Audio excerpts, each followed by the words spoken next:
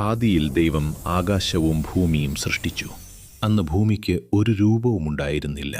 അത് പൂർണ്ണമായും ശൂന്യമായിരുന്നു. ആഴങ്ങൾക്കു മീതെ കൂരിരുൾ നിറഞ്ഞു നിന്നു. എന്നാൽ ആ മഹാജലത്തിന് മീതെ ദൈവത്തിൻ്റെ ആത്മാവ് ചലിച്ചുകൊണ്ടിരുന്നു. അപ്പോൾ പ്രപഞ്ചനാഥനായ ദൈവം അരുളി ചെയ്തു, വെളിച്ചം ഉണ്ടാകട്ടെ. വെളിച്ചം മനോഹരമെന്ന് ദൈവം കണ്ടു. അവിടുന്ന് വെളിച്ചത്തെ ഇരുളിൽ നിന്ന് വേർതിരിച്ചു. വെളിച്ചത്തിന് പകൽ എന്നും ഇരുളിന് രാത്രി എന്നും പേരിട്ടു. വൈകുന്നേരമായി, പ്രഭാതമായി, ഒന്നാം ദിവസം. ജലത്തിന് നടുവിൽ ഒരു വിതാനം ഉണ്ടാകട്ടെ. അത് ജലത്തെ രണ്ടായി തിരിക്കട്ടെ. ദൈവം ആ വിതാനത്തിന് ആകാശം എന്ന് പേരിട്ടു. വൈകുന്നേരമായി, പ്രഭാതമായി, രണ്ടാം ദിവസം. ആകാശത്തിന് കീഴിലുള്ള ജലം ഒരു സ്ഥലത്ത് ഒന്നിച്ചു കൂടട്ടെ. ഉണങ്ങിയ കര പ്രത്യക്ഷപ്പെടട്ടെ. ഭൂമിയിൽ സസ്യങ്ങളും വിത്തുള്ള ചെടികളും ഫലവൃക്ഷങ്ങളും മുളയ്ക്കട്ടെ. കരയ്ക്ക് ഭൂമിയെന്നും ജലസഞ്ചയത്തിന് സമുദ്രം എന്നും ദൈവം പേരിട്ടു. താൻ സൃഷ്ടിച്ചത് മനോഹരമെന്ന് അവിടുന്ന് കണ്ടു. വൈകുന്നേരമായി, പ്രഭാതമായി, മൂന്നാം ദിവസം. പകലും രാവും വേർതിരിക്കാനും കാലങ്ങളും വർഷങ്ങളും കുറിക്കാനും ആകാശവിതാനത്തിൽ പ്രകാശങ്ങൾ ഉണ്ടാകട്ടെ. പകൽ ഭരിക്കാൻ സൂര്യനെയും രാത്രി ഭരിക്കാൻ ചന്ദ്രനെയും നക്ഷത്രങ്ങളെയും ദൈവം ആകാശത്ത് സ്ഥാപിച്ചു. വൈകുന്നേരമായി, പ്രഭാതമായി, നാലാം ദിവസം. ജലം ജീവജാലങ്ങളെ കൊണ്ട് നിറയട്ടെ.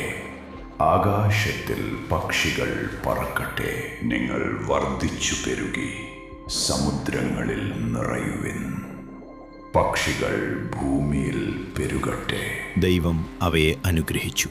വൈകുന്നേരമായി, പ്രഭാതമായി, അഞ്ചാം ദിവസം. ഭൂമിയിൽ അതതിൻ്റെ വർഗമനുസരിച്ച് മൃഗങ്ങളും ഇഴജന്തുക്കളും കാട്ടുമൃഗങ്ങളും ഉണ്ടാകട്ടെ. നമുക്ക് നമ്മുടെ ഛായയിലും സാദൃശ്യത്തിലും മനുഷ്യനെ സൃഷ്ടിക്കാം.